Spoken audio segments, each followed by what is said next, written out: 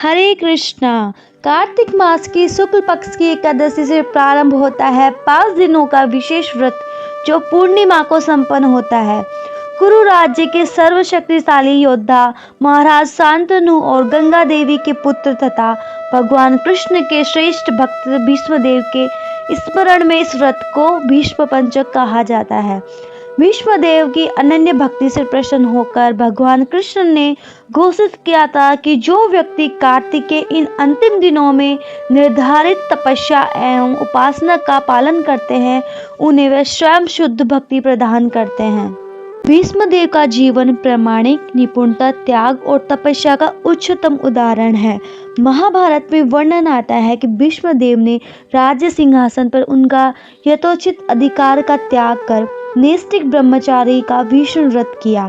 इसी प्रकार भीष्म पंचक पर भी शारीरिक, मानसिक तप तथा त्याग का भीषण व्रत है। इस व्रत का महत्व तथा स्तुति कई शास्त्रों एवं पुराणों में की गई है।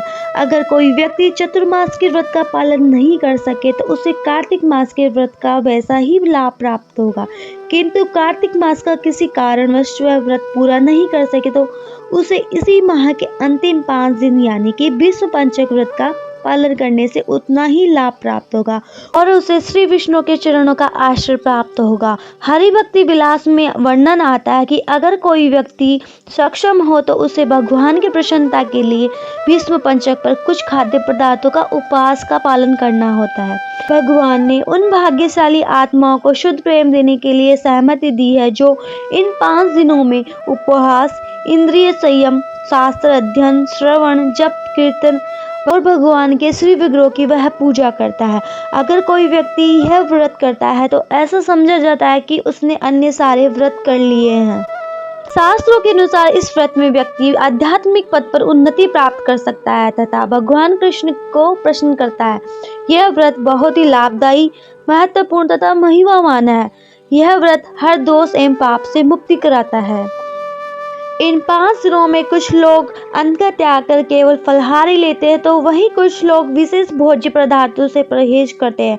परंतु सबसे महत्वपूर्ण है हरि नाम का जप, हरि नाम का कीर्तन, भगवद गीता, श्रीमद् भागवतम का पाठ श्रवण करने से तथा वैष्णव के संग में हरि नाम जाप करना, कीर्तन करना बहुत लाभकारी है। मनुष्य जीवन का अर्थ है आध्यात्मिक जीवन की उन्नति के लिए स्वेच्छा से कष्ट सहना, यही तपस्या का असली अर्थ है। मनुष्य जीवन तपस्या के लिए है। शरीर, मन और वाणी की तपस्या से ही हम भगवान की प्राप्ति कर सकते हैं। शास्त्रों के अनुसार कलयुग में तपस्या का अर्थ है निरंतर हरि नाम का कीर्तन करना, जाप करना। हरि नाम के अलावा कोई अन्य तपस्या सर्वोत्तम नहीं है। केवल हरि नाम ही हमें कृष्ण की ओर ले जाता है। हरि नाम से ही हृदय, मन और बुद्धि निर्मल और शुद्ध होती है। तो भीष्म पंचक का राधा कृष्ण के चरणों की प्रीति प्राप्त करने के लिए पूर्ण भक्ति भाव से करें। हरे कृष्णा।